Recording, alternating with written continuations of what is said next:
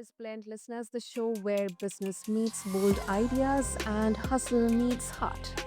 I'm your host Sana, and today's guest is Steve Perry. He's a powerhouse entrepreneur and leader who has mastered the art of building high performance teams that fuel unstoppable growth. So stay tuned as we dive into his incredible journey from record breaking leadership to faith driven entrepreneurship. So, with that, Steve, welcome to the show, and I'm really, really honored to have you with us. Thank you, Sana. It's great to be here. Brilliant, brilliant. Steve, let's start with your story, your journey. It's really, really inspiring from launching a business at 15 to leading Fortune 100 teams. I mean, that is super incredible. So, if you can share a glimpse of that, and also um, what key mindset shift do you think entrepreneurs need to adopt to build teams that truly scale? Yeah. Yeah. Real quick on my story, right? My first job was commercial salmon fishing in Alaska. So we're out there on the ocean. I was 14 years old, probably 95 pounds, trying to pull in all this fish. And I worked about 100 plus hours a week for a month. And I got my paycheck at the end of that month. And I mean, I don't know, two or 3,000 bucks, which for a 14-year-old kid was all the money in the world.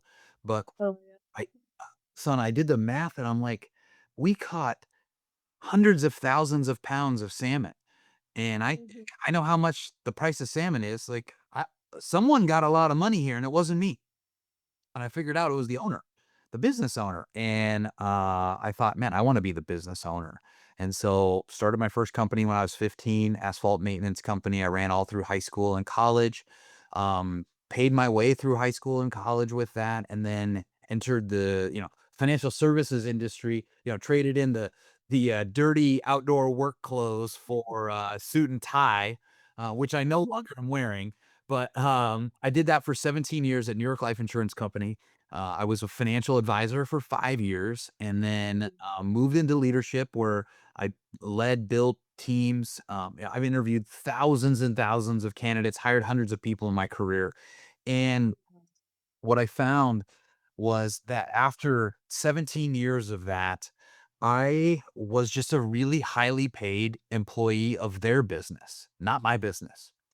And it was really which is great, right? Most people, I'll tell you, Sana, most people to have the mindset to go be a business owner, they probably don't. They should be the best employee, possibly even the best entrepreneur that they can be.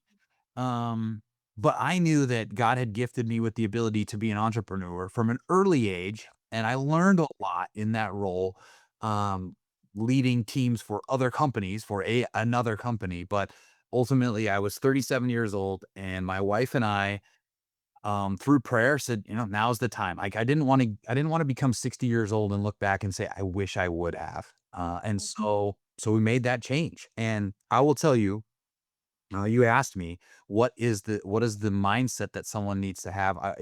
You talked about faith driven, right? Like you got to have faith because anybody who looks at what I've done and had to do over the last 19 months, from selling our beautiful dream lakefront house and all our nice cars, and cashing out my retirement, and moving into a rental and buying 15-year-old car. Like no one would ever do that. Like, that doesn't make sense. Um, I haven't got a paycheck for 20 months, and I've just been draining savings and then investing hundreds of thousands of dollars more into the business, right? No one would do that. That doesn't make sense, unless your mindset shift is that I have faith, and I have faith that I'm supposed to do this. So to answer your question, that's like the number one mindset that you would need to have. I believe in that, and few things, few questions I have in my mind. So, I mean, there has been a spark within you right from childhood for entrepreneurship. Secondly, you were in, financial planning is not an easy cup of tea. It's not a cup of tea. It's a highly stressful job, and then you decided to go for entrepreneurship for 20 months. You didn't have any paycheck, so that's a huge risk. And that makes me think, Steve, is entrepreneurship for everyone? Should everyone try it out once in their life, or there has to be a practical calculation of risks, rewards, circumstances, resources, capability, and whatnot to think about it? Yeah. No, it is not for everyone. It has to be a calling. And I would say the biggest thing is knowing well, a couple things. Knowing your gifting, like what gifts has God given you that you can operate in because an entrepreneur, although they have to wear a lot of hats, they're gonna be Mhm. best served if they do their business, they do their work within something that allows them to spend the majority of their time within their giftings. And then, to your point of growing and scaling teams, figure out a way to bring other people into the company to do things within their giftings that complement what you do. The second thing is they have to have a really big why. So for me, my life mission and my statement is that I am a bold, encouraging, and generous follower of Jesus Christ. So Mhm. boldness, encouragement, and generosity are three of my giftings who will help fund billions of dollars to grow God's kingdom by leading others to live radically generous lives. And so I've had that spoken over me. I have that like tattooed on my heart, knowing that that's who I am and that's my calling. Uh, Mhm. and really, that was the driving force behind I had to leave because I couldn't do that inside of someone else's company any longer. It provided a great foundation to where I could do all the things that I just described that it takes to start a company. But um I have that. So I have that knowledge and that conviction. So someone needs to go into entrepreneurship. They have to know what that is, that calling, that big why, that purpose, and that Mhm. has to align with entrepreneurship. That calling and purpose could align within working in someone else's company, and such, they should stay doing that. But if it can only be achieved by working, inside of building your own company, then that's Mhm. going to provide the power and conviction behind doing that. Beautifully put, Steve. Beautiful. Brilliant. Now let's go back to our topic. Of course, I mean you emphasize creating a culture of passion, accountability, and learning as well. Um, can you give us any real example where this culture actually saved a business or accelerated its growth? Because somewhere in all this hustle of profit and numbers and output and sales and whatnot, the soft values or aspects of workplace culture, um, team spirit, how well oiled your team is, they all kind of get lost or get over. Yeah. I think our clients might define or accuse us of being well-oiled and have a good process, but I don't think any of our employees would. We're still very startup-y. Like people, their hat changes often. They're called to do things outside of their job description. They're called to learn new industries and terminology, and that aligns with our values, right? So our values are excellence, faith, family, generosity, and growth. So when we bring someone in, Sana, we are very clear about our values, and we spend a lot of time asking and talking about how the person aligns with the values. Mhm. So that value of excellence, right? We're not perfect, but we're trying to get better every day. And growth, right? This company was like I didn't leave to start a lifestyle company. This is a billion-dollar company in the making. It's just early. And so that people and the person we have to each individually become and the organization that we have to become is going to continue to evolve and require growth. And so I'll tell you, maybe not a great example, probably the opposite example of what you're asking. But when we founded our company in November of 2023, we had a very different product and offering, a very different ideal client profile that we served. And so I recruited and built a team. We got as large as 48 people on our team serving that mission. And Mhm. after a year of doing everything that my partner and I could possibly do to make that business model profitable and viable, we still never made a profit. and I was the Perry household was the private equity firm behind funding our company, and that couldn't go on much longer. And so Mhm. we had to make a strategic shift, and it wasn't just a we're going to start selling something else and serving a different customer. Because we're so mission aligned, we actually had to change the mission of the company and the vision of the company to align with the new direction that to be a viable company and to fulfill our values, we had to become. In that, Sana, we allowed most people to stay with the company. Some roles just like it didn't exist in the new model. So we very generously and graciously, as a non-profitable startup, paid severance packages to people that actually weren't even employees; they were contractors, but we gave them severance, um, and because it was aligned with our values. But everyone that we could re Mhm. we retrained and repurposed their role to align with the new direction of the company. In that, very quickly, some of them are like, "I don't wanna do this. This is not what I wanna do." And so we have not completely, we have significantly turned over our team to where, we've got 30 people on our team, but probably only 15 of them are from the original company.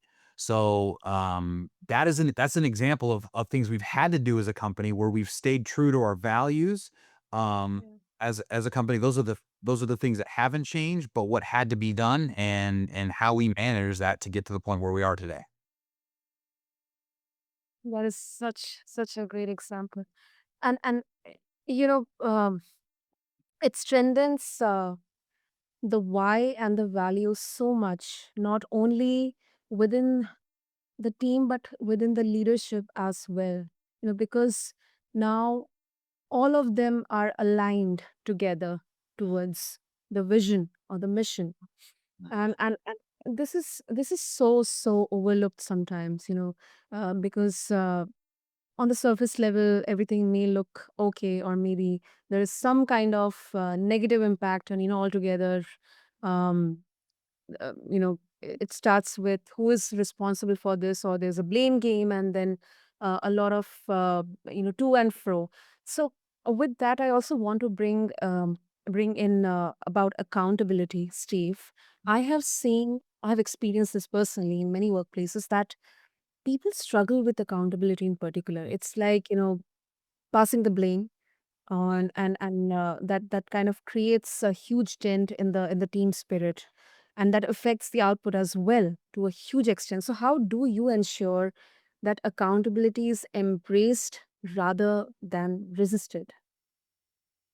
Very poorly for about the first 8 to 10 months of our company. I did not do good with it.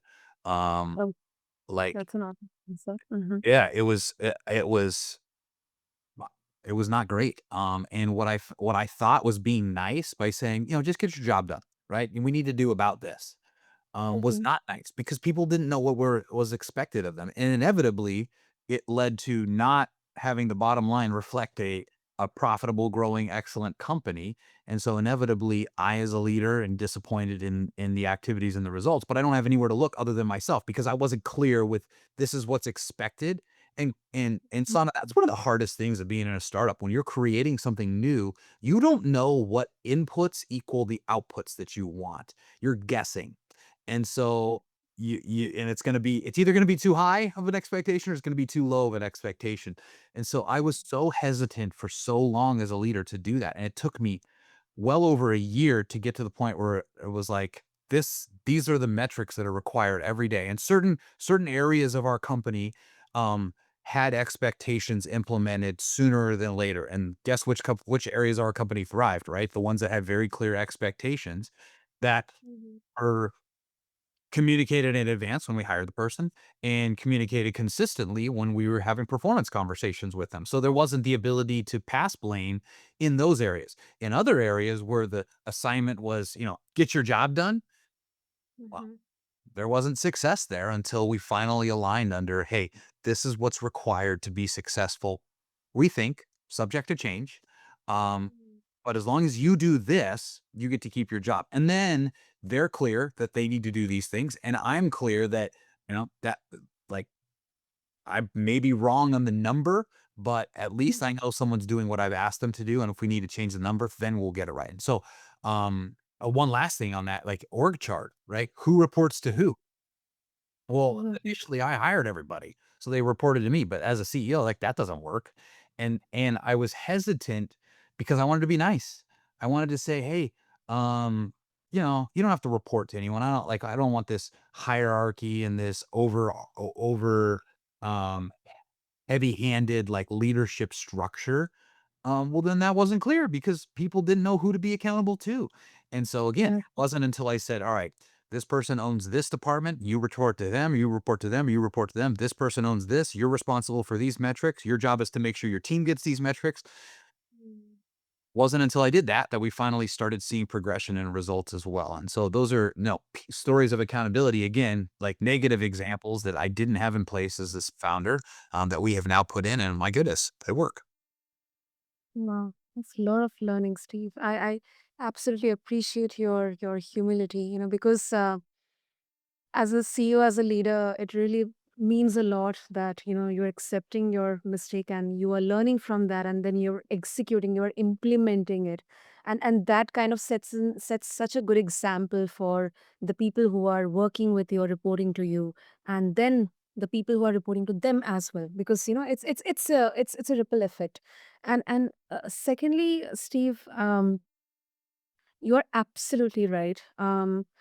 Sometimes and this happens with a lot of early stage entrepreneurs or solopreneurs, uh, that they handle everything together.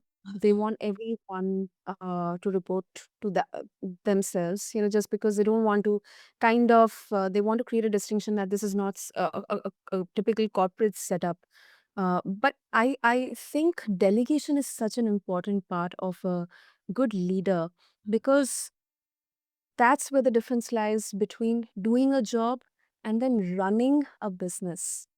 That you are not doing everything, you are running a business. So you know strategically where you have a role to play. And then you are actually trusting people, managers, or anyone who is also handling the team. And you know that the job is getting done.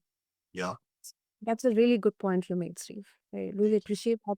And also coming to humility, I think faith has given you that humility. So, what would you say? How important is faith-driven leadership to have that humility, vulnerability, yet that strength to kind of accept your mistakes, but then also help others to be aligned? Yeah, I'll tell you a story from my employee days that have transitioned into the entrepreneurial days. So, when I was running my first office, it was a couple months after my 30th birthday, and Mhm. I was given an office of 40 people to lead. And, we prayed every morning, and we said, "Lord, please help us to be so successful in this company and or in this office that we can't help but point to you as the source for our success." And Mhm. at the end of that year, our little office in West Texas won competed against 115 offices all across the United States, and there's 15 trophies in 15 different areas that you can win. We won 8 of the 15 trophies. We won more than half of the trophies that year, Yeah. which was a record. 170-year-old company, no one had ever won that many before. We broke the record. So it was like, "Wow, Lord, like, you really showed off, like, we can't take the credit for that." The problem was, Sana, next year, we had to compete against those numbers again, and we kept the prayer the same, and every morning in staff meeting, we prayed, "Lord, help us be so successful that we can't help but point to you as the source of the success." Knowing we're competing against a record year, the next year we won 9 of the 15 trophies. In back-to-back years, we broke our own record. And so what that said to me was like the power of prayer, and the acknowledgement that all of the success is coming from the gifts that God has given us and from him. I can't take credit for it. And so, if we said we wanted to win a couple trophies and we wanted to have 10% growth, we could probably make a case for how we did that. But Mhm. I didn't leave a $900,000 a year job to grow at 10% and win a couple trophies. And so from the very beginning, we have led with prayer and said, Lord, help us to be so successful. Like, we want your plan. We want your numbers. We want God given numbers and God given success. So we can't take any of the credit. We have to give credit to God on it. And so, um, the fact that we're still in business and that we've been able to do all these things and grow and shrink and repurpose and have the talent level of people that we have in our organization is nothing short of a miracle. And so being and giving that credit to God is like, here's all the mistakes I made, but God still let it work. Um, Mhm. like it just kind of puts me in a position where I would feel foolish to take any of the credit. That's beautiful. That's beautiful, Steve. Really inspiring. And just for our listeners to take something. Of course, there's so many golden nuggets here, but just as a part of the conversation we are having. So, what do you think is, or maybe are, the biggest mistakes you see leaders make when trying to hire for growth, and how do you advise they can avoid them? Um, I would say a couple things. One of the things is that a lot of firms um, are hiring based on the friends and family plan. So they're, whoever they get referred in, they're hiring them. Yeah, And yeah. it seems amazing because someone knows them and is vouching for them. And it's free. They don't have to pay an expensive firm like us. We're expensive. Um, but what we find over and over and over again is that um, people's flaws or red flags or yellow flags in the interview process are overlooked because someone referred them in. And and so not only that, they hire someone they shouldn't have. And number Mhm. 2, they keep them longer than they should have because of that relationship. And so Yeah. it whatever it saved them in not having a recruiting firm find that person for them, it costs them More than that. many, many, many, many, many, many more times that because of them not getting the right person and the cost of replacing them. Whereas, when they hire us, they put us through the ringer. Anyone we send them, like, they're making sure that that is the right person because they got to write a fat check when they hire that person. But that's a self-fulfilling prophecy that says they're by default going to get a significantly better candidate when they work with somebody like us. Yeah, that's such a valid point. Such a valid point. Brilliant. So, Steve, before we wrap up this conversation, if our listeners would like to connect with you, what's the best way to do that? Yeah, so if they're hiring anybody, I got a free gift. Go to hirethewell.com and they can download the top 10 interview questions that they can ask to make sure they get the right hire every time. And so free download on there.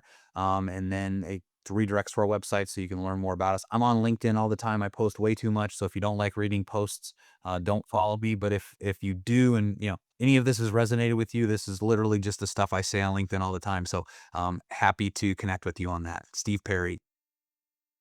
Beautiful. I'll make sure to have all the links included in the show notes. And Steve, this was really, really such an impactful and meaningful conversation. Um, Huge thank you to you for sharing your wisdom on team building, leadership, and life. So, thank you once again. Thank Yeah, you. my pleasure. Thank you, Sana. So, listeners, that wraps up another interesting conversation on BizBlend. Don't forget to connect with Steve and also don't forget to subscribe to us for more such conversations that fuel your business growth. So, with that, keep blending bold ideas with real impactful results. Thank you.